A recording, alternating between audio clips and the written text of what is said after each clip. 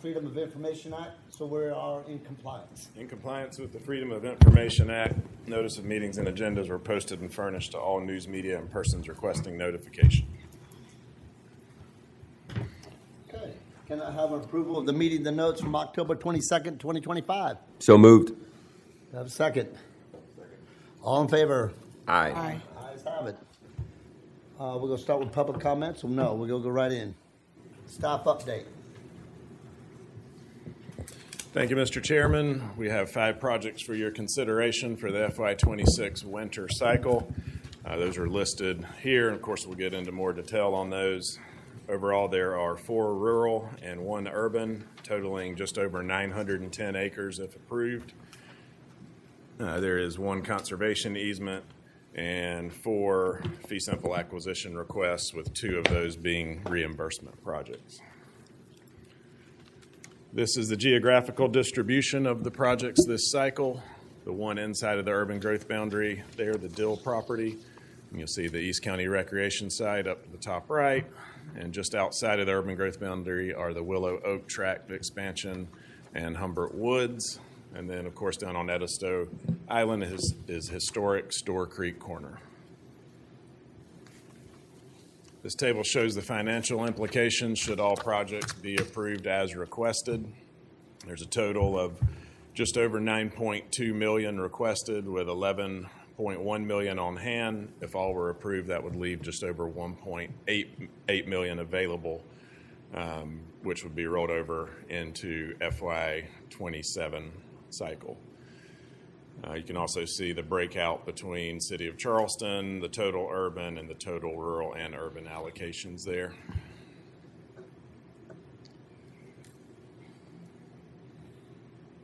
I just realized I read that wrong. The column that I read was rural funds. So overall, there is $12.25 million requested, 18.3 million available, and if all approved, just over $6 million on hand. First project we have for your consideration is the Dill property. The Dill property is a conservation easement request from Low Country Land Trust. Again, it is inside of the urban growth boundary and totals just under 725 acres. It's located off Riverland Drive on James Island, just south of James Island County Park, with frontage along the Stono River. It's currently owned and managed by the Charleston Museum as a wildlife refuge and educational sanctuary. The total request is $3 million from the City of Charleston's urban allocation, and I do want to note that Charleston County Council did approve Low Country Land Trust to utilize these funds should they be approved by County Council, and they are offering a very large match of 617% over $18.5 million. And I will have Sam Sewell come up and provide more details on this project. Thank you, Sam's sir. the Low Country Land Trust.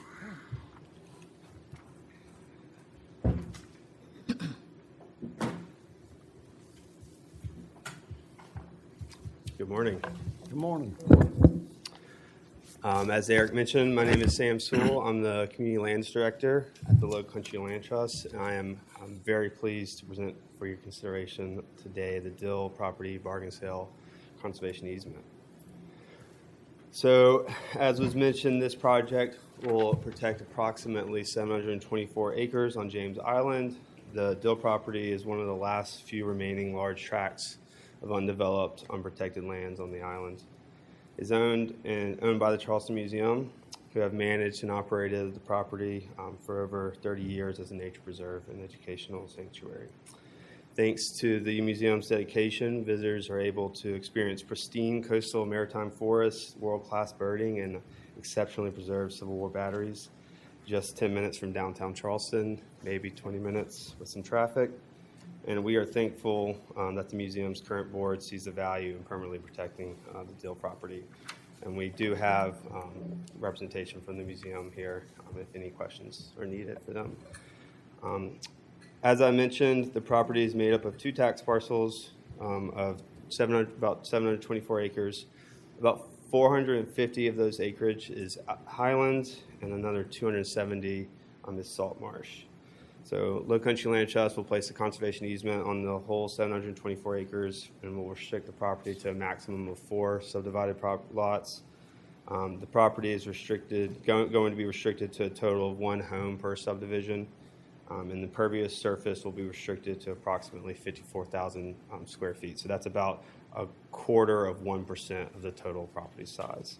Additionally, there will be a 50-foot buffer along all the property lines. So I could probably spend the entire length of this whole meeting talking about all the conservation values of this property, but we are going to focus on 4 main ones. That's going to be the preservation of natural habitat, scenic and recreational resources, the coastal resiliency aspect, as well as the historic and cultural resources. Let's skip this one. So the Dill property consists of salt marsh, freshwater, forested wetlands, maritime forest, mixed pine hardwood forest, and open fields. Of the property's 724 acres, 244 of those acreage is nationally decreasing coastal wetlands. That includes both salt marsh and freshwater wetlands. The property is also home to a wading bird rookery hosting dozens of nesting birds annually, including the formerly federally threatened wood stork.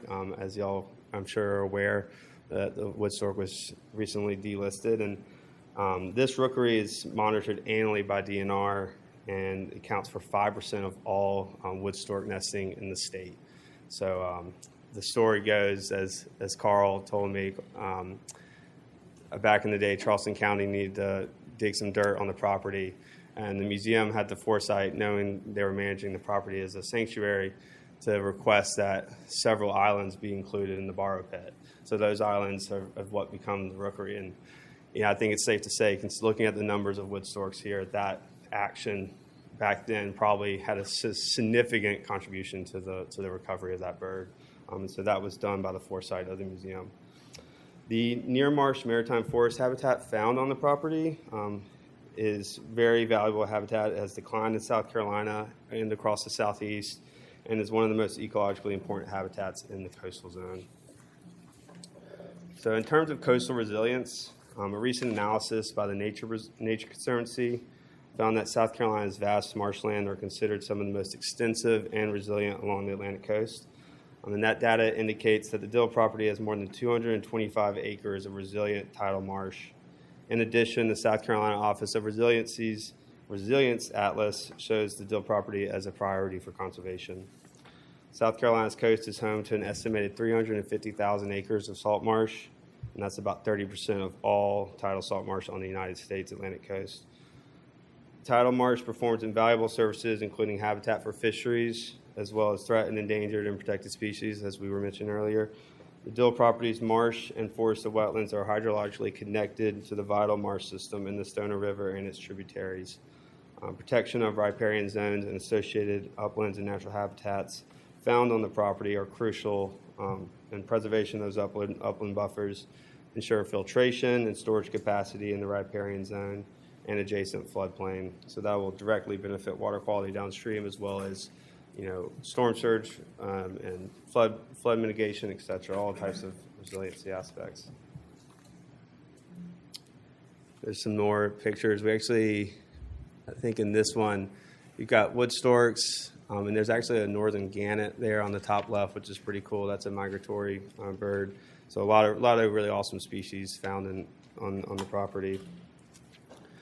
Here in this picture, you'll see this is an enclosed pavilion that the Dill property has on the property. So the scenic and recreational value of this property are extremely significant. The property is directly adjacent to and highly visible from the Stoner River, and it has 2 miles of frontage along the river.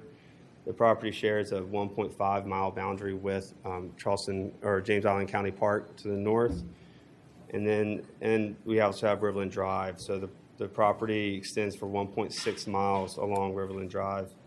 And Riverland Drive was designated by South Carolina DOT as a 4.85-mile-long scenic byway in 1988 for its diversity of scenic, historic, and cultural and natural resources. So the Dill property, with 1.6 miles, fronts that scenic byway for 1/3 of its length. And that Riverland Drive is actually a remnant of Kings Highway, which was completed in 1717. Additionally, the Charleston Museum offers the opportunity to visitors to have a truly unique experience. The protection of the property will preserve that ability to provide that experience for generations to come. I could list a lot of different activities the museum offers, but they have the Dill Property Community Day, which is free and open to the public. So last year, there were 539 people attended that event.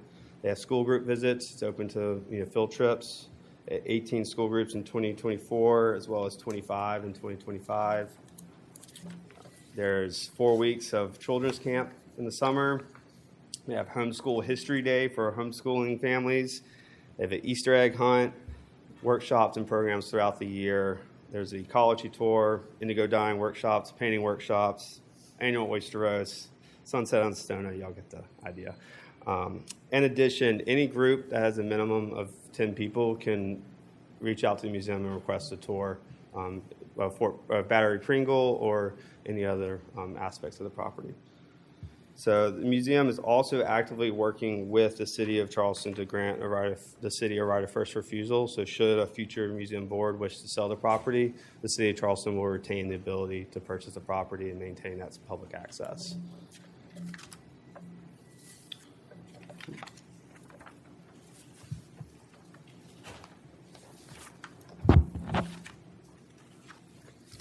So here we have Battery Pringle right here. It's a little hard to tell in that image, but there's a big hill right behind in the shaded area. In addition to the ecological value on the property, the Dill property is an extremely important cultural and historical resource. The property contains 15 identified archaeological sites, including 2 African-American cemeteries, 4 Civil War batteries, and the sites of 3 colonial-era plantations. Archaeological evidence shows that humans have inhabited this area, now known as the Dill property, since at least 8,000 years ago. And there's been arrow points found on the property, as well as a Native American burial ground. European settlement dates to around 1700, just 3 decades after Charleston was founded. At least 3 plantations existed on the property during the colonial era. And during the Revolutionary War, British troops encamped on the property prior to the 1780 siege of Charleston. During the Civil War, the Confederate forces constructed 4 fortifications there. There's Fort Pringle, Battery Zero, also known as Battery Leroy, Battery Tynes, and then there's also an unnamed fortification. And those fortifications still exist today and are fantastically preserved by the museum. So we'll get into the numbers.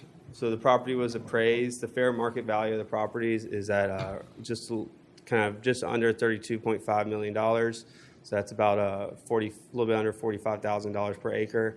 The conservation easement value is at just under $21.5 million. And so that's at $29,000 per acre. So the bargain sale price is a $6 million bargain sale price. So that's a great deal. It's at a little bit over $8,000 per acre. The landowners, the Charleston Museum, have committed to donating 72% of the conservation easement value, so around $15.5 million. We're requesting $3 million from the Charleston County Greenbelt, an additional $2 million from the South Carolina Conservation Bank, and we have already submitted. We've submitted all 3 applications, but we've submitted in July of 2025 the National Coastal Wetland Conservation Grant for $1 million to the federal government. And so that's the rundown. I'm happy to answer any questions that y'all may have. This is a great picture of the property of the Stono. And like I said, we have representation from the museum if y'all have any questions for them as well. Any questions? Yeah, just briefly. I just wanted to make sure I heard that right. So right now, obviously, it's a museum property, access to the public. And then you had mentioned if a future board would decide to maybe not make it a museum anymore and wanted to sell. Is that what you were saying? Then the city has the first right of refusal? Yes, exactly. Yeah. So right now the current museum board is completely committed to operating the property as a public space and in a controlled public space with guided tours to maintain the kind of ecological integrity of the property as well as protect all the historic and cultural resources. But boards change. Sure. And so we wanted to have kind of a safety measure in case a future board wishes to not do that. The city of Charleston has the ability to come in and take the property or purchase the property. Thank you. We have any public comments? We do, Mr. Chairman. Carl Borick, who is the director of Charleston Museum. Okay, Thank y'all. thank you. Thank you to the members of the committee for considering the museum's request. As Sam pointed out, it's just a wonderful piece of property. Our board, our staff are definitely committed to the preservation of it and making sure it's protected long term. Because our concern, and this is where that right of first refusal will help, which has formally been signed with the city, is 10 years, 20 years, 30 years from now, we don't know what's going to become of our board or staff. So we don't know how they would react to having this property and its value. So we really want to make sure it's protected long term, and that's really the key behind putting the easement on the property. And as Sam pointed out, we care for the 4 Civil War batteries on the property, the 2 African American cemeteries. We work very closely with residents of Ferguson Village to make sure those cemeteries are maintained, making sure that they can have access to visit ancestors who are buried there. And we really have appreciated the opportunity to work with Low Country Land Trust on this project. So thank you again for considering this, and it's much appreciated. Thank you. Eric? Do I have a motion? I'll make a motion to approve. A second? I'll second. All in favor? Aye. Aye. Ayes have it. On to the next. Next property for your consideration is currently called Humbert Woods. It is a request, again, from Low Country Land Trust. This one is fee simple in the rural area, a little over 100 acres, and it's located just off of Humbert Road and Brangus Drive. It is in direct proximity to Grayson Oaks, which you'll recall from a couple of cycles ago. They are currently requesting just over $4.3 million in rural funds. As you all know, in addition to Greenbelt, I also am involved in affordable and workforce housing for the county. So I did notice this was a large request from Greenbelt, being over $4 million, and that there may be some opportunity to include an affordable or workforce housing component, similar to what we did with Town of Ravenel last cycle. So potentially separate funding to purchase part of the property for affordable housing, and then thus lowering the Greenbelt ask for the remainder of the property. Just wanted to kind of put that out there because this was a late development, and I know Natalie will be able to speak a little more to that, but we really, it's something that the county is looking at, is how do we balance land conservation as well as provide affordable and workforce housing. So we thought this might be an opportunity for that. So the request is, again, for $4.3 million, just over that, with $825,000 match currently. And I know there is an appraisal underway that Natalie will speak more about. If you want to come on up, Natalie. Natalie Olson with Low Country Land Trust will be able to provide more details.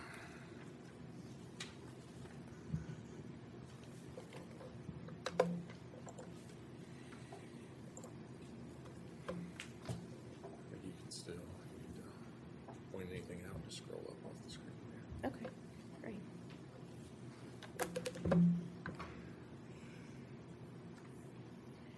Good morning.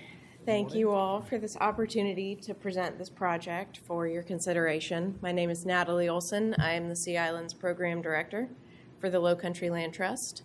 And today I'm going to be talking about the Humbert Woods acquisition, which is a green space acquisition on Johns Island outside of the urban growth boundary.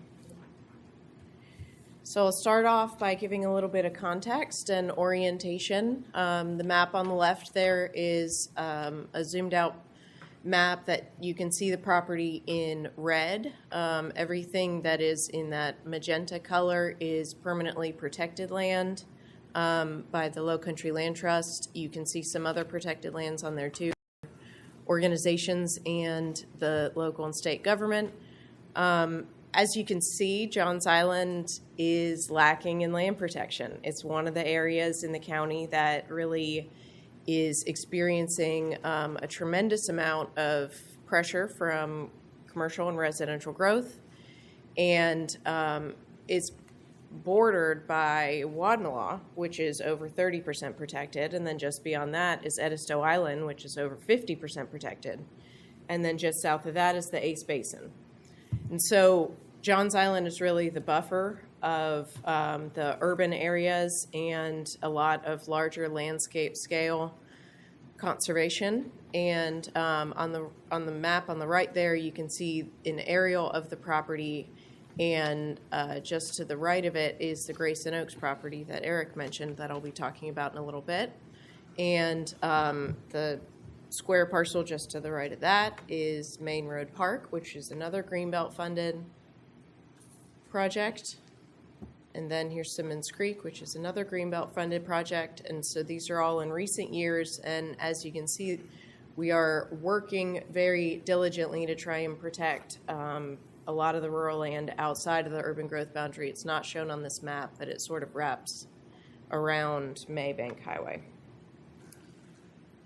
So these are just a few photos of the property. The one on the bottom right shows the road frontage along Branges Road and Humbert Road. There's a incredible amount of wildlife habitat and wetlands in high ground, grand trees, habitat for endangered species, natural infrastructure for floodwater retention for the surrounding neighborhoods, and go through a few more pictures here. There's a power line easement that goes through the property, which would be part of a nice trail because it's already cleared. You can see some of the grand trees there on the left.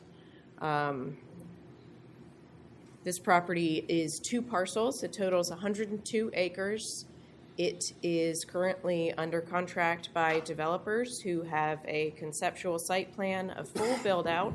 Property is zoned a combination of AGR, which is 1 house per acre, and AG8, which is 1 house per 8 acres. The front parcel is 40 acres, and that's the one that's zoned to AGR. So it is entitled by right to a fair number of houses, at least 50 or so, and will be built out to its full extent. The developers have indicated not only the conceptual site plan, but a letter of intent from a home builder that they would be selling it to, as well as a submitted wetland fill application for wetland fill crossings to access some of the high ground on other parts of the property to build out residential lots. And so what Low Country Land Trust is hoping to accomplish here is a preservation project that both protects the property from that intense development, which is inappropriate outside of the urban growth boundary on Johns Island, where we're lacking infrastructure and roads and sewage and all of that, but it's also an opportunity to create a nature preserve that would be an asset to the rural community outside of the urban growth boundary. Here's a more zoomed in aerial of the property. You can see there that this is a very rural part of Charleston County. There's a lot of woods and open space, a lot of farms, a lot of agricultural uses. Some of the project highlights. This project really checks the box of every one of Greenbelt's goals and missions. It's public access to green space. It would connect neighborhoods to green space, commercial area neighborhoods to commercial areas. It's protection of rural land under imminent threat of development. It would protect grand trees in a historically significant area. I mentioned there's wetlands on the property that function as water quality and floodwater retention areas, protection of wildlife habitat, And the project is, what we're working on is a plan with the Sea Island Habitat for Humanity. And the Sea Island Habitat for Humanity owns property directly adjacent. You can see there in dark red that they are working to develop Sweetgrass Preserve, which is an affordable housing neighborhood. And so as an adjacent landowner, they are a natural fit for the long-term owner of this property and manager of some public access here. And so essentially the project would involve the Low Country Land Trust purchasing the property, transferring it to the Sea Island Habitat for Humanity, putting a conservation easement on it to protect it in perpetuity, and then the property would be open to the public with a small maintained area and then trails located throughout the property. And the really unique and exciting thing, among many things, about this project is that we have an opportunity to establish a corridor of trails on Johns Island. There are other areas of the county that have trails, Mount Pleasant, West Ashley Greenway, but Johns Island is not only lacking in protected land, but it's lacking in access to green space and trails and connectivity, both for wildlife and for people. So this would be an opportunity not only for these rural neighborhoods to access green space and walk trails, but the trails would go through the Sea Island Habitat for Humanity property because their site plan already has some trails. And then directly adjacent to their property is Grayson Oaks, which is a 94-acre farm that is owned by the Low Country Land Trust that we were able to purchase with grant funds in 2024. That property we are now leasing out to a farmer and have long-term plans to put trails on the property that will connect out to Main Road where there are pedestrian improvements planned. So the idea here is that we are stitching together miles of trails for these rural neighborhoods to be able to access Main Road, which gets you up to the commercial area by the tomato shed. The Limehouse Bridge has a planned pedestrian bridge which would connect you to the West Ashley Greenway. If you were to go the other direction, you could go down to Maybank Highway and get to the Angel Oak and a lot of commercial areas for jobs and errands and all of that. And with more than 20,000 cars a day on Main Road, it would be a very good asset for this part of the island to be able to move around without having to get in cars. So let's see here. Eric mentioned, well, before I get into the housing component, I just wanted to talk a little bit about, this is the ask from Greenbelt currently is $4.3 million. The Low Country Land Trust has the property under contract for $5 million.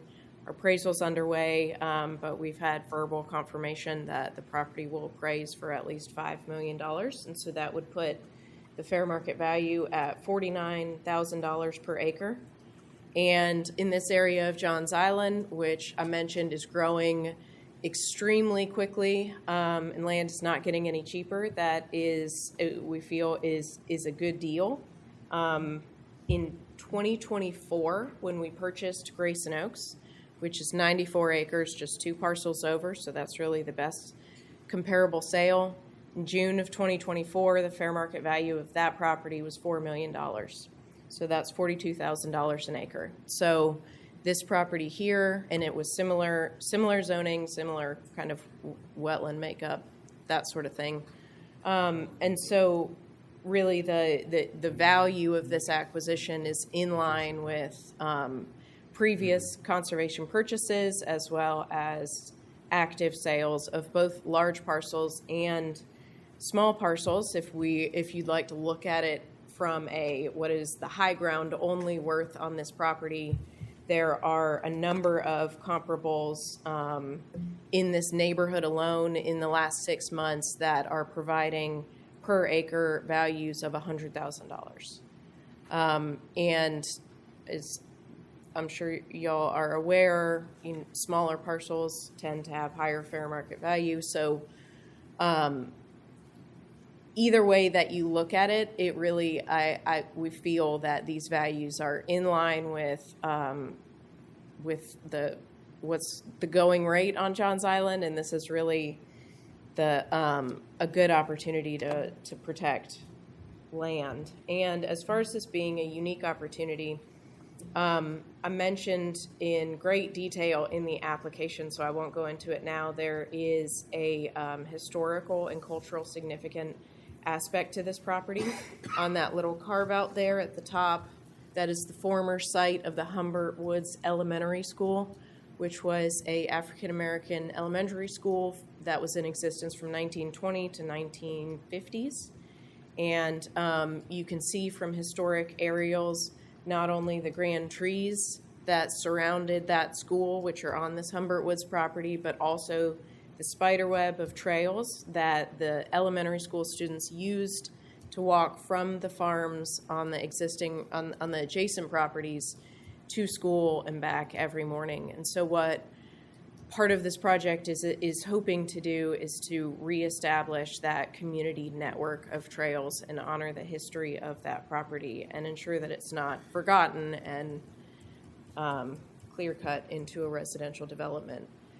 It's also unique because there are not that many pieces of property that are left undeveloped on Johns Island. Outside of, well, on all of Johns Island, there are less than 20 properties that are over 100 acres that are unprotected and undeveloped under single ownership. And only 3 of those are north of Maybank Highway. So this is one of those 3. So this is, there are a handful of opportunities left to protect large tracts of land on Johns Island. And so that's why we are very, very excited to be presenting this project today. Eric mentioned that there is a unique opportunity to add in an affordable housing component of this project.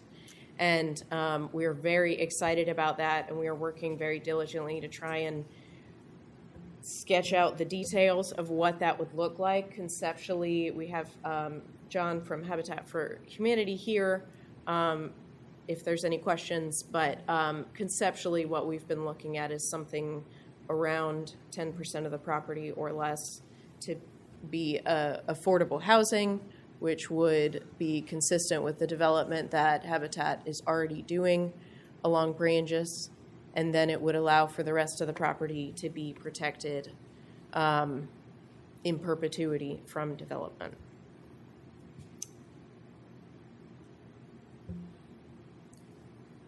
The last thing, just a disclosure, I am on the adjacent landowner list, so I just want to mention that. I mentioned that in the application. And I think that is all that I had for now, so I'd be happy to answer any questions that you all have. Any questions? Yes.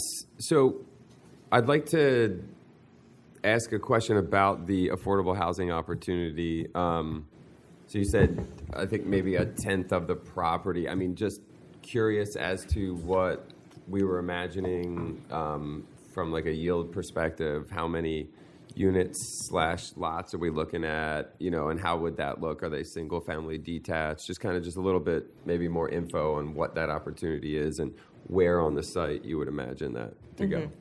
Absolutely. So what we really we were approached with this idea not too long ago, and so we haven't had an opportunity to do things like tree surveys and soil testing, and that is really, the soil is really a big factor in how many houses you can get, how large the lot sizes are.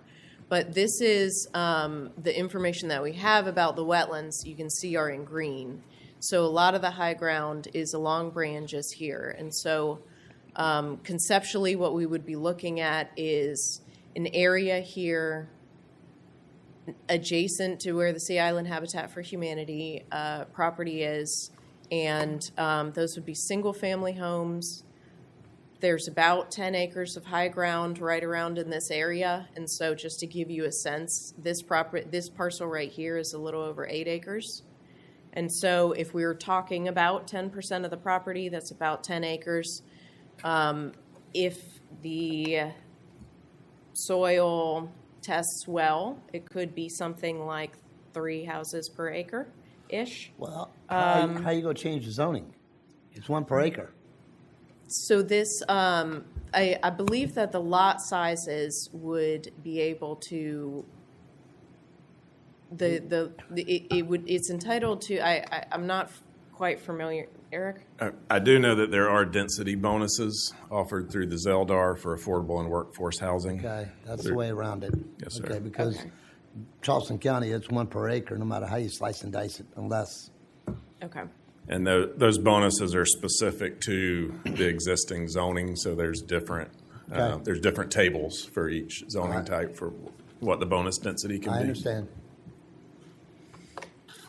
So the number of houses that we could get in the area that would be designated for affordable housing would depend on the zoning or primarily the zoning and the soil testing, but also the access to the lots. The idea would be to keep them along the existing roadways, but those are some of the details that we're going to be getting into with Habitat for Humanity. Any questions? Go ahead. Yeah, just to follow up, and I think as a disclosure, I am familiar with this property from the work that I do, working in planning and development. So just, I have no interest in it, but I'm aware of this. I have looked at it in the past for clients. How would I was curious about how would the arrangement work? So you're saying that, if this were to go through, Low Country Land Trust would own it, and then it would be deeded to Sea Island Habitat? Is that essentially how it would work? Or Yes, transferred? and we are, the final answer to that question is to be answered by an attorney. But the Low Country Land Trust has both parcels under contract, and so the idea would be that we would purchase the property using grant funds, and it would be a simultaneous closing where we're purchasing the property, subdividing off the housing portion to use the housing money to pay for that portion of it, transferring both the housing portion and the nature preserve to the Habitat for Humanity, and then working with the Habitat for Humanity to record a conservation easement on the nature preserve portion. Seems like a lot of, There's a lot of moving parts. yeah, I mean, so we're buying it, the Greenbelt funds, and in turn, you're Well, cutting a deal with the Habitat. So we would not use, if there's a housing component, no Greenbelt funds would be used for that subdivided parcel. We have land acquisition funds for housing that would be utilized for that. Do we know those numbers? That's what we're trying to get together in the next week, and that's going to impact the appraisal. And we are hoping that you'll allow us to bring this back for consideration I think at we're the missing GAB too many- meeting next month. No disrespect, but I think we're missing too many parts. We don't have the appraisal, we don't have those numbers. Can we defer this to the GAB meeting? This would be my recommendation. I mean, anybody else got any ideas? I think we could give you some much clearer information on what the housing portion could be and how that would change the Greenbelt budget and Greenbelt ask based on that. If you'd allow us to bring it back to the full GAB at their next meeting in April. Yeah, I think that makes sense because Yeah. that's your cost per acre. If you're reducing 10% out of it for affordable housing without an appraisal, There's too many unknowns. I mean, I like the idea of it all. So what could we do, I guess is the question as We a can board. defer it to Is the it GAB board. is it a deferral that would be? Yeah. Okay. And then you guys Pending can the come- additional information. Then by that time, we'll have more information to make a more clear decision. Yes, sir. And to be clear, I brought this up very late when I realized the opportunity, and normally we would not bring a project that's not buttoned up Right. like this one, but there are time constraints both on their contract and the funding source for the land acquisition. So I would appreciate if you give us the opportunity to try again with more details next month. And you feel good about being able to have those at the GAB meeting? Yes, sir. Okay. I agree. I like that. We Yeah. got a motion? I move that we wait until we have the GAB meeting. We defer to April. Yeah, defer till April. Do I have a second? Second. Second. All in favor? Aye. We defer it to April. Thank you so much. Thank you. Good call. You got time? Next project for your consideration is the East County Recreation Site. Application is from Charleston County Park and Recreation Commission for a fee simple, most likely reimbursement request in the rural area, which would add just under 80 acres. The request is for $4 million in rural funds with a $5.8 million match, or 146%. And this property is located, it's sandwiched right in between the Surf Soccer Club site here and Francis Marion National Forest to the east and north. The intent is for the front portion of the parcel to accommodate the more intensive uses, so up around this area, closer to the pond, with the remainder of the property being more passive. It is expected to close within the next few months, and Matt Moldenauer with CCPRC is here to provide presentation on this. Oh no. There we go. I got one slide out of order. Okay, all good. Thank you very much. You're welcome. Thanks, Eric. Thank you, Greenbelt staff. Thank you, committee. I'm joined by a few colleagues, Anna Grace and Paul, and one of our colleagues, Adam Ronan, helped pull the application and slides together. And so I know I went through kind of a gloss over of our agency and our mission last year, so I won't cover it in as much detail. But I think fundamentally it's important to state that our goal as a park and recreation agency is to support and improve the quality of life in Charleston County for Charleston County residents. And we do that by providing not only facilities, but programs and services. And although we have many properties that are yet to be developed as parks, we are always development focused, we're always access focused, accessibility focused, and also conservation focused.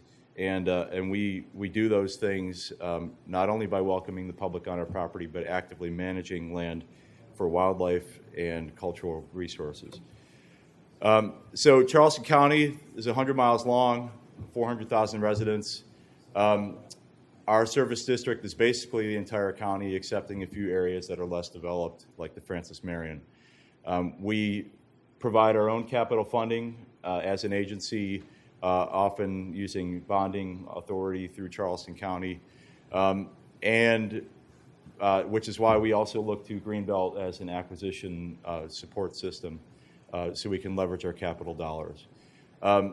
We have a 10-year comprehensive plan that had extensive public input, and we often speak back and look back to PARFA, Parks and Recreation for All, for insight for our future. We have myriad facilities, over 11,000 acres. We manage everything from boat landings to water parks to regional parks, skate parks, you name it, we offer it. I think probably one of the most important things about the slide is here it says 3 million people served last year. We found out, thanks to recent technological advances, that's 4 million. It's over 4 million now. And that's a really big deal because we touch everybody's lives in this county. And because of our comprehensive planning, because we break the county out into 5 planning areas, we're able to better understand what the demands or expectations are of the public in those areas. This is a countywide map of our service area, and we kind of break the county, as you can see, into West County, Charleston Center area, which is West Ashley, Folly, James Island, the North area, and then East Cooper, which is Mount Pleasant, and then the East County area. And so this particular application is about a site we're calling the East County Recreation Site. It's close to about 90 or so acres in total, but the area that we're requesting for Greenbelt funding is 79.9 acres, and that includes a 4-acre impervious surface request, which I can explain later. East County population is expected to grow. We always look to West County and think West County is the area that's going to grow the most, but East County obviously has a number of unprotected properties that you can see exhibited here in this population growth map. And this data comes from the Council of Governments. And so that is exactly why we're looking to this area for this facility. People in East County are looking for, and by the way, East County includes the Allendale and McClellanville area. They're looking for swimming pools, believe it or not. They've been asking for a swimming pool for years and years and years. And you may be familiar that drownings, death by drownings, is a big deal. We have a foundation, the Parks Foundation, that supports our agency and our mission. And that is one of the reasons we built the pool in Hollywood, is to help teach people how to swim to prevent drownings. So we have the same goal out here. And then we offer fishing facilities, or they want to see more fishing facilities, they want to see more trails.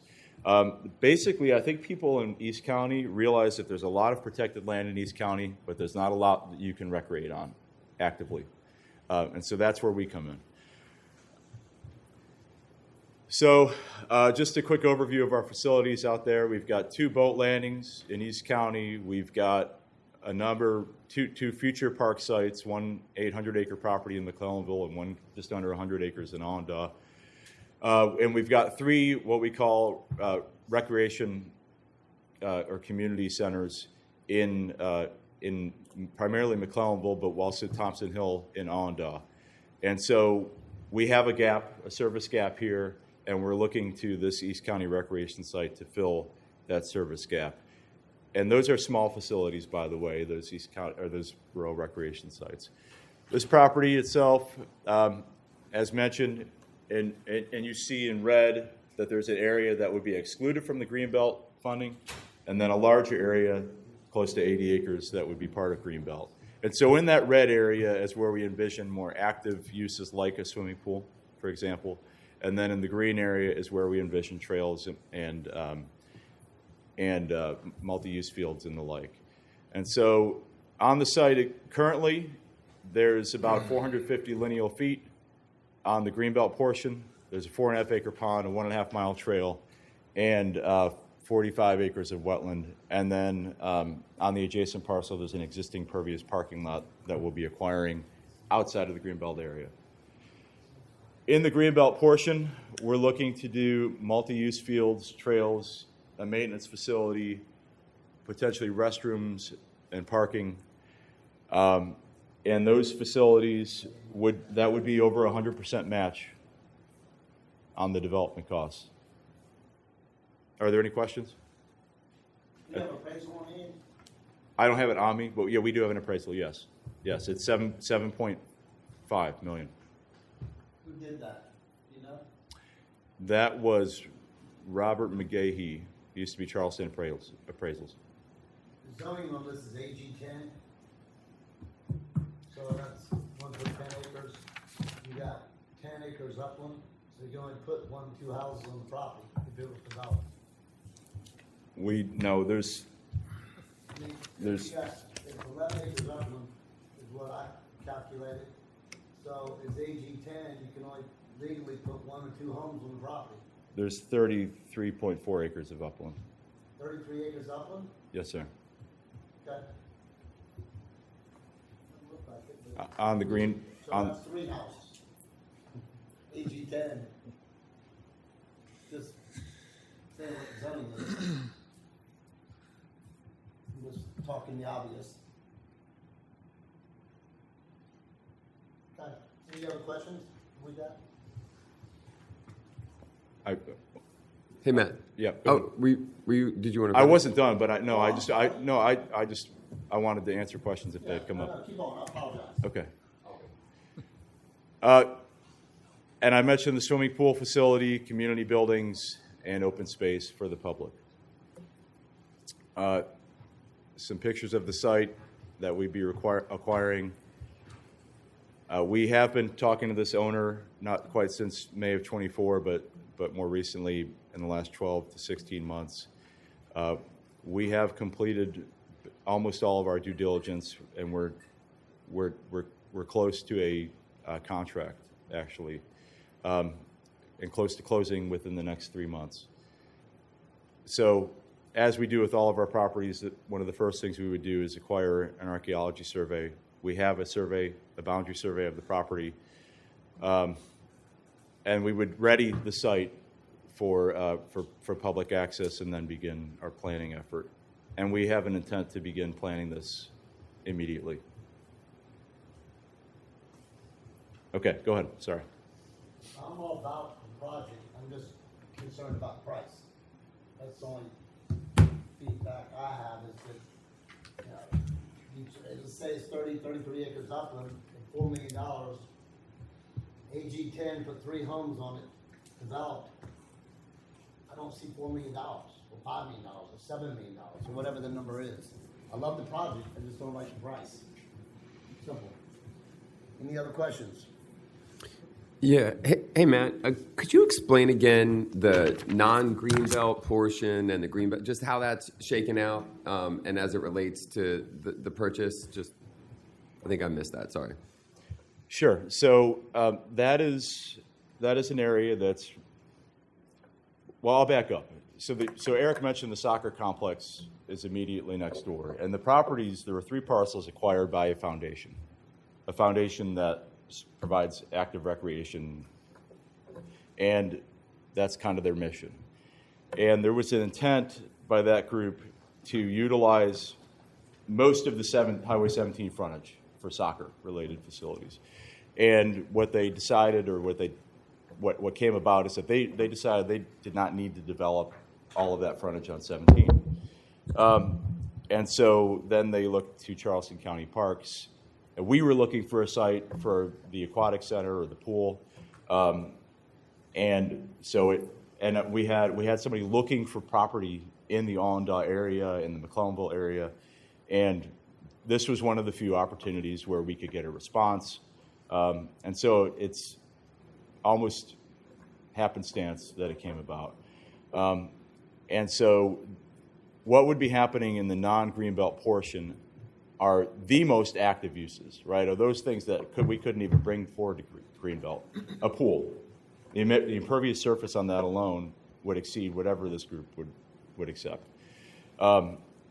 Support structure, locker rooms, right? Offices, operational facilities, all those things that go along with operating a intensive facility. That is what is envisioned to go on that non-Greenbelt portion. Okay. And that those shapes, the appraisal limits, came about originally from a master plan that the soccer group had, right? And that's where, so this area was really what they were calling the phase 4 area, but everything else, the phase 2 to 3, is what's in the non-Greenbelt portion. So we already had the appraisal delineated based on that. Okay. And then Eric, just to follow up, so, Matt, do you mind putting that, the map you had on that kind of showed the lines? Yeah. So, yeah, this one here. So, Eric, basically, the whole parcel's outlined in white, but the Greenbelt would be funding the purchase of everything red and back? Yes. Is that how that works? Yes. So does that need to be subdivided, or is it simply that the deed restriction just goes on a certain portion? I'm just not sure how that works. We would require an updated survey to split those. So there would have to be a subdivision? Yes, right? sir. Okay. And it would have its own legal description, and we would take care of that. And sorry, one more. Sorry, I'm just trying to get to the end just so I understand. So then the purchase price, or the amount that you're requesting, then only applies to the non-Greenbelt funds, and then other funding sources would be used to purchase the front half of the property. Is that how that works? That's right. So our commission is, so we're requesting Greenbelt reimbursement for the entire Greenbelt piece. That upper right piece. Got that it. green, Okay. in green, Got right? it. And in red is what we are buying separately for the swimming pool Okay. and other facilities. Sorry, it took me a minute to get. You're good. I got it. You're good. I got it. I apologize. What I do like about it is that you are next to the National Forest, which you can possibly run trails off of for your usage. You got 5,000 acres next door. With that in mind, do we know if there's any trails near into the forest that would make sense to, kind of connect to or anything like that? So- Have you looked at that? So we were surprised to find out that it's kind of depicted on this drawing as well. But there's an existing 1.5 mile trail, and there are offshoots. I mean, people are still, they're not supposed to be hunting the property, but people are hunting the property. Okay. Remember, we don't own it yet. But yeah, it's one of those situations where there's Forest Service boundary markers right next to it. And in a way, it's a great buffer to the national forest. I mean, intensive uses up front. The soccer complex is already there, right? We didn't put it there, but it's there. And so in a way, we may have different customers, right? But there will be some overlap. And so we think this is a great asset for the public. But I don't think there are existing trails on that adjacent national. On the forest. Okay, yeah. I was just Potential opportunity maybe in the future. We haven't mapped them, but there were a few spurs, Okay. yeah. Oh, cool. Yeah, and there's an existing trail around the lake, and the lake is beautiful, as Greenbelt staff saw. So and water access would be part of the plan as well. What is your purchase price for the front piece? 3.5. So you're paying 3.5 up front and 4 for the back?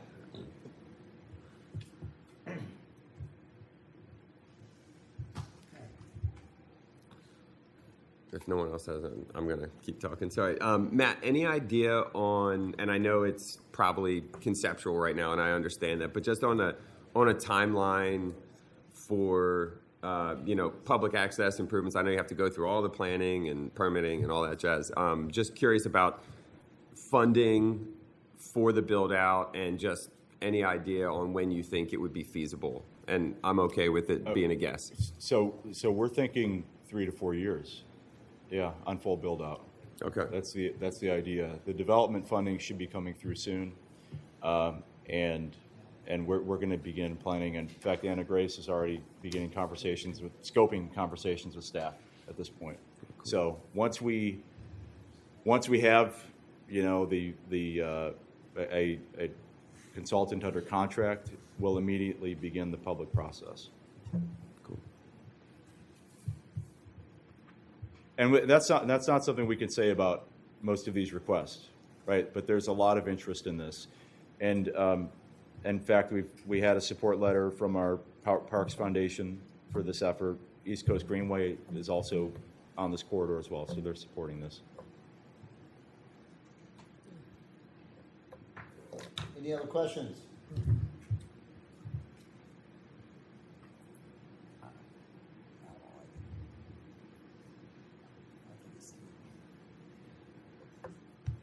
Any suggestions, any motions? Motion and then discussion. Make a motion, we'll discuss. I'd like to hear Jason's thoughts as a parks guy, just in general. I think Matt laid it all out pretty well for the need, and the location is right. Question on how much negotiation was there with the landowner on the price per acre? If you break it out at the 90 acres versus 79 acres, it's what, $7.5 million, right? Yeah, that's right. Okay, so other than the assumed planned improvements, there was low match by the landowner, right? There's no match by the landowner. Right. Right. Zero. I mean, it's everything's great except it's a high value, but I mean, I would support it in the name of rural recreation, and again the adjacency to the national forest. It's a high value property. Not that we haven't seen that in the past. Can I add one thing? The development match, I know it's not applicable to this Greenbelt portion, but the development cost of the pool is millions upon millions for full build out.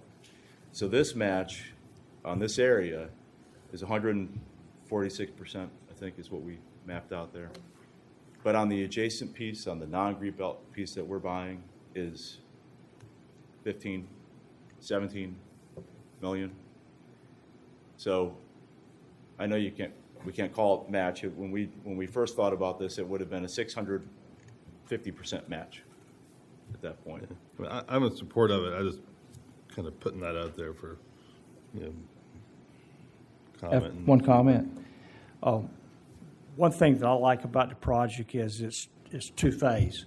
The front half is going to bring a lot of people into that swimming area, which I've seen in the Hollywood area. And I've actually gone and watched some of those classes, and I've seen how people have come. And I was thinking, wow, how great would it be if we had a pet section behind that those same people now can enjoy another opportunity. And what you have here, you're going to have people, they're going to come to the swimming area. There's no question. I've seen it in Hollywood. So if they come to that, then they're going to say, oh, there's another opportunity for public access for us to enjoy. And so I think it provides two opportunities there because of the way it's broken down. Just a comment. And even to add on to that, the soccer complex itself is very, very busy. Yeah. I have been there many times with my kids, yeah. Thank you. Any motions? Do I have a motion? I'll make a motion to approve. Do I have a second? I'll second. All in favor? Aye. Aye. I'm a nay. So the ayes have it. So just to be clear, that was 4-1. 4-1. Too much money.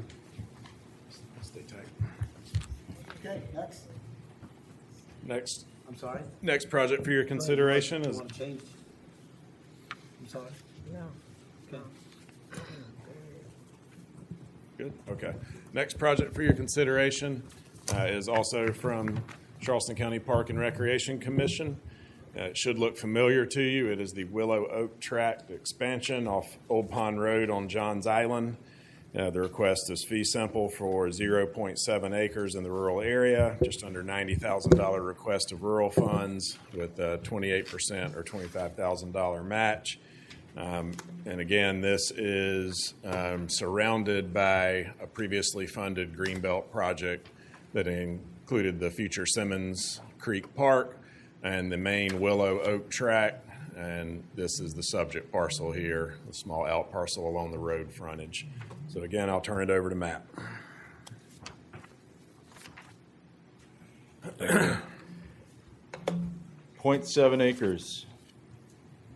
It's a big deal, as that map indicated, right? It's a lot of frontage. West County population is growing. Next slide. People want parks, trails, and water access. Next slide. I know we've been through this a few times. That's our site right there, as you can see in the context of Johns Island. As Natalie pointed out so well, this area of the island is growing in population. She talked about a lot of connectivity opportunities with that property. This is another map that illustrates connectivity opportunities. You can see connectivity opportunities from the water, Stoner River, Simmons Creek, but also perhaps along Old Pond Road or old rail corridors and Main Road connecting to our Stoner River County Park, Limehouse Boat Landing, and of course to the Main Road improvements all the way to Beast Ferry. Here's the parcel again. It's a long frontage and it's a missing piece. And we are hoping to close and clean up our boundary. It's going to improve our ability to manage and maintain this property. We're not asking for anything significant or special about impervious surface. It's really just to clean up the site and clean up our boundary. And so we've been engaged with the owner's representative on this deal, and we want to make it happen. And we appreciate your consideration. I'm happy to explain more, but I think it's pretty self-explanatory. Here's some pictures of the adjacent site that we took last time. These drone footage. Simmons Creek, it's just stunning.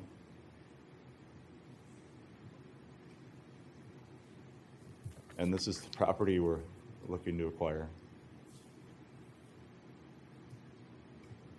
So, eventually the whole park would undergo a master planning process. That would be the idea. As to a timeline, we don't have one narrowed down yet. It's very possible there could be a preliminary access goal before this major capital expense too. We had a conceptual plan of the park that we developed in-house, and you can kind of see how all the properties will work together. Parking area, restrooms, trails, water access, ADA accessibility are the main goals here. So there we go. Any questions? Any questions? Matt, just on the timeline, I'm assuming that when you went for the first one, this just simply wasn't available? Or? That's right. Yeah, Okay. yeah. We had our eyes on it, and we had talked about it. I mean, I'll explain. The property is like 70 feet deep, and the setbacks total 80 feet. So you can see the constraints, right? There's a power line running through it, hence the value. So we don't think there's a lot of competition per se, but the value to us is very high. And I think that the previous owner may have recently passed on, and she or he left it to their descendants, and so there will be some title work that the seller will need to navigate. But yeah, it was not part of that package. The situation last time was that Low Country Land Trust had been gifted the Simmons Creek tract, and I think Natalie did all the coordination on these. But and then Low Country Land Trust bought the Willow Oak tract using Conservation Bank funding, and so part of the Conservation Bank funding was Greenbelt supporting our purchase of Simmons Creek. So that's how those two happened, and we're here to clean up the boundary. Do you have a motion? I'll make a motion to approve. Second. Second. All in favor? Aye. Ayes have it. Next. Thank you. Thanks, Matt. Thank you.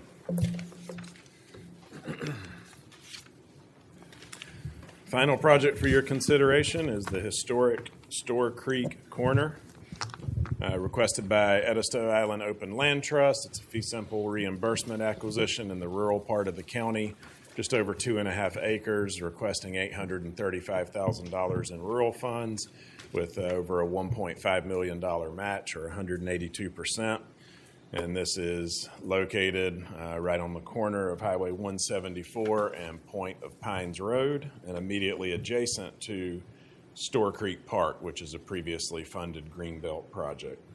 One note about this is they are requesting an increase in impervious surface limit. I believe Tom will cover that in his presentation. So we'll go ahead and get Tom Austin from the Land Trust up here. Thanks, Tom.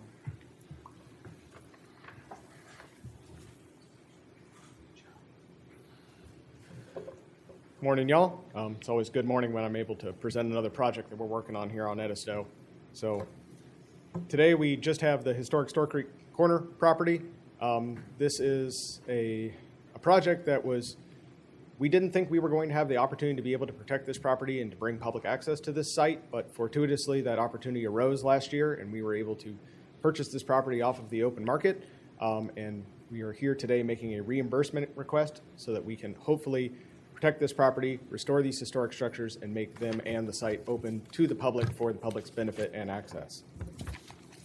The property is small. It is 2.5 acres, but it is very dense in conservation value. Currently, we own the property.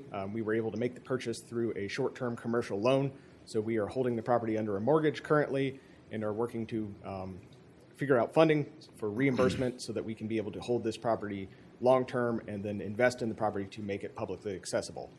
Right now, the site is a vacant historic commercial hub.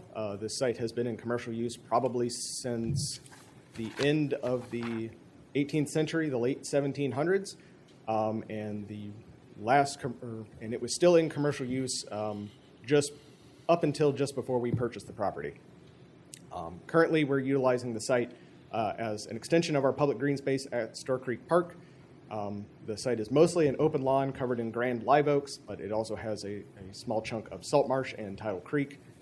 And it is part of an iconic landmark site on the Edisto Island National Scenic Byway. It is part of a large part of people's identity of Edisto Island. If you have ever been to Edisto Beach, you have driven past this site at least twice, and you more than likely stared right at it. This is a very important, iconic property to the island as a whole and to the Edisto Island National Scenic Byway.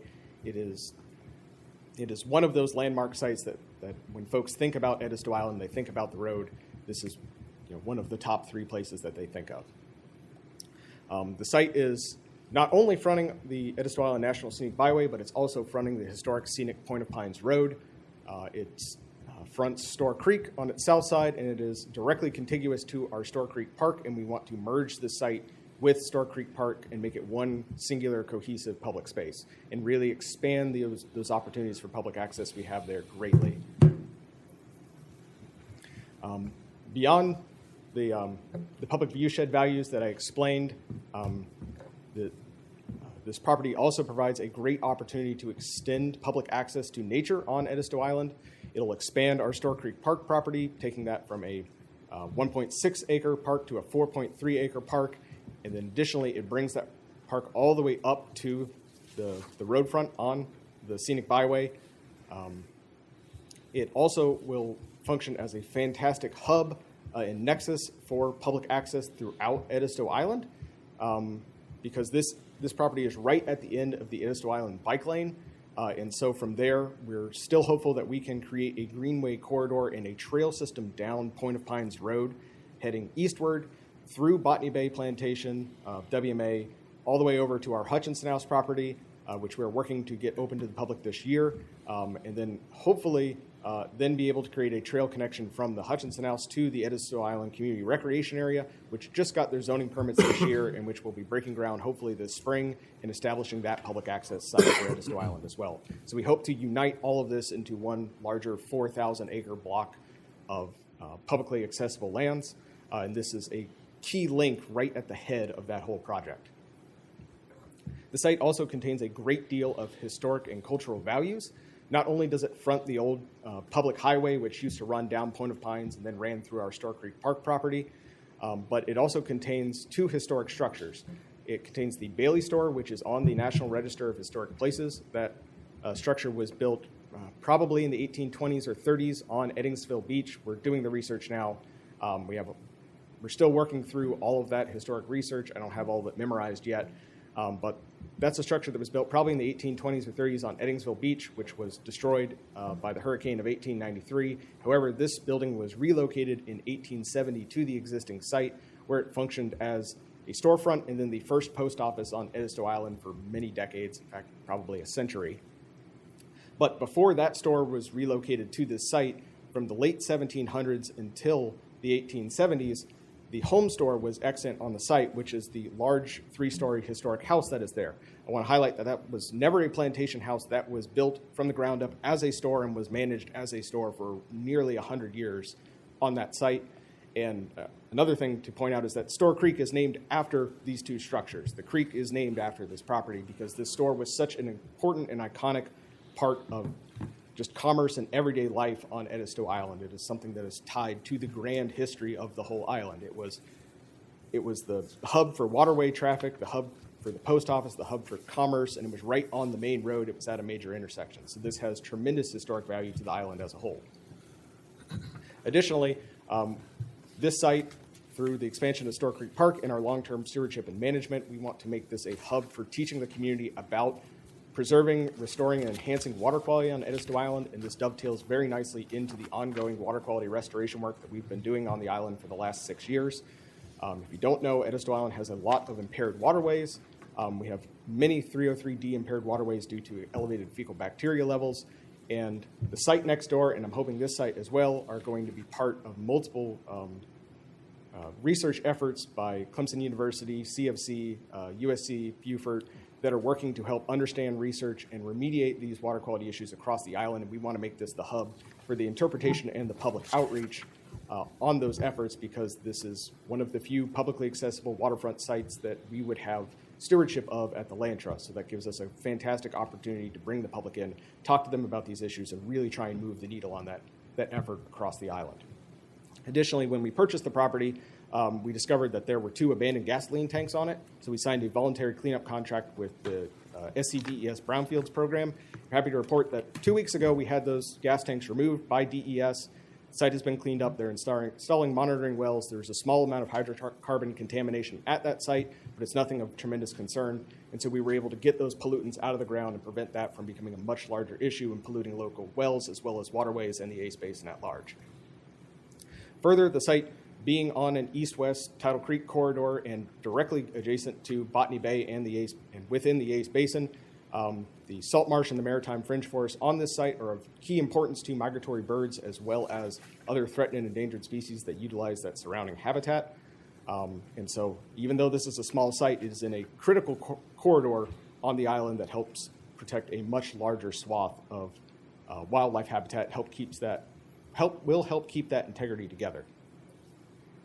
And highlighting the adjacent surrounding protected lands, I want to again show that this property is really in a key choke point on the island that through its conservation and through some strategic conservation opportunities, hopefully in the future, we'll be able to help create that conservation corridor we're striving for from the ACE Basin National Wildlife Refuge down to Botany Bay Plantation on the northwest and southeast corners of the island as a whole. And this is right at that choke point in between Botany Bay and some of our other protected conservation easements along Peters Point Road and Westcott Road. Additionally, the Land Trust, of course, owns Store Creek Park immediately to the east. And then we have 2 other scenic buffer properties, our scenic overlook of historic Allen AME Church in Botany Bay, located just south of the Serpentarium, as well as Westcott Road to the northeast across the highway, which is also on the National Register of Historic Places as one of the only preserved stretches of that original public roadway. And then we have 6 conservation easements that are Greenbelt funded immediately to the west, just within a half mile. Botany Bay is just 500 feet to the east. And then just down the road, as I explained, we have our expansion to Botany Bay, WMA, the Ocella Creek Point project, which we have partially acquired and we're still working on, that is helping provide additional access to Botany Bay from Point of Pines Road. The Hutchinson House is just another quarter mile down the road from that, and the Edisto Island Community Recreation Area is another half mile behind that. So we hope to really be able to unite all of those publicly accessible properties together through this site as the hub and the starting point for that trail corridor and greenway system. John, if you want to continue on. All right. Hello, everyone. Thank you for having me here, Mr. Chairman, subcommittee members. John Giroux, I'm the Executive Director of the Land Trust. Don't get a chance to come up too often. Tom does such an awesome job of doing this, so he gets a chance to squirm a little while perhaps I mess up his presentation. But I asked to come before you today to Tom to share with you a couple of things. First of all, our appreciation for all y'all do. We do really respect the time, energy y'all put into reviewing these projects. And so thank you on behalf of all of us for doing that, but also to reinforce our commitment, the Edisto Land Trust commitment to bringing this project to fruition. This is an incredibly exciting opportunity. Tom's already talked about, and I think public access is just a huge component of this. But we want you to realize that there's so much more than just this acquisition. I mean, we have bought it. We've put ourselves on the hook with this commercial loan. We thought it was that important. This property has been on the market. The price dropped enough to where it appraised at a level that was appropriate for us. So we found it a great opportunity. There is a ton of work ahead for us, just to be honest with you all, but this is the first step. And so if we can get this achieved, we know we can take this project, this site, to total fruition. So we talk about the public access, but this is going to be a huge community site. We've already held, I don't know if Tom just mentioned it, but a community gathering at this location. So we've held one community meeting. We had over 100 people show up, collected a myriad of ideas and concepts, and so there's just a lot of energy behind saving this site. And that was the big fear. That's always a big fear. This is a commercially zoned area. The Greenbelt program helped us acquire the adjacent lot. this could have been developed into something dramatically detrimental to the National Scenic Byway and to the whole experience of this, 50% protected island. So a lot of great information here, but we do see this as a wonderful hub for all kinds of activity and community uses. Let's see. So I don't know what I'm doing. Thank you. It's my first time presenting to you guys in a long time. So we've talked about the community programs. We have a young naturalist group that is working after school with the little elementary school we have on Edisto. This is a great spot for us to kind of home base them. We've never had a home base. We take them away from the elementary school after the day is over, and then we take them out to different sites. But this gives us a chance to kind of have a location to do all kinds of great stuff with them. Obviously, there's great opportunity with the structures. And again, the structures are not part of this request. So the structures are on us. That we're talking about is the land purchase through the Greenbelt funding for this. We still have a huge lift to get these buildings, these structures into usable space for the community. So we do see opportunity there. Tom mentioned the water quality. That's really a big deal with this site. We can get people's hands right there on the water, which is going to be great to experience that. And then, of course, the historic element here, the National Register store, and that's the little center picture on the right. The left side of that is the old store, the second old store. There's really two old stores on this site. It's on the National Register. The big house that's there that was built in the 1800s, even older, it's not on the National Register, so we have a chance to actually help preserve these structures as well, which is becoming a pretty neat element of what we're doing. So we're super excited about being able to do all these things. And I guess, the history is amazing. We know that the National Scenic Byway is going to just get busier and busier. We're all watching the development that's coming down 17 South. We know the beach is going to become a huge destination for all of those residents, Charleston County residents living in that area. So we're going to be able to capture a lot of that traffic and get these folks immersed in nature and the conservation ethic and all things that we're excited about. So the final slide here is just the financial details. The big number for you all is that bottom number, the $835,000 we're requesting. We get to that through the Greenbelt request of $770,000, which is the appraised land value of the site. We have, again, a lot of skin in the game already, so we've financially contributed a considerable amount. This is a pretty conservative number up here, but we know that the restoration of these structures, which are going to be critical to the public access of this site, we started it out at $500,000. We didn't want to overinflate that or look like it was overinflated, but I assure you we're going to be into the millions of dollars by the time we're done completing this site. We spent almost $1 million on the Hutchison House that was just completed this year and restored and opens this fall. So we have a really good idea what we're up against, but these are the numbers. We have a lot of match in there, and we're hopeful that you all find this important enough, like we do, to help us protect it. So that's it. Questions, please. Any questions? Any motions? I'll make a motion to approve. Second. All in favor? Aye. Aye. Thank you so much. Thank you so much. Okay, Eric. Just a reminder, current plan is to take these recommendations to the full GAB on Wednesday, April 8th, right here at 10 a.m. And for everyone that's here and the two that are watching on YouTube, just reminding everybody that our potential transportation sales tax continuation public feedback period, our second public feedback period, we're currently in the middle of that. So visit charlestontransportation.com and you can get all of that information to see the draft plan, which is not finalized yet. It's a draft plan. You can make comments and fill out a survey there through Sunday, April the 5th. That's all I have, sir. Okay, any other questions? Any other business? We're adjourned.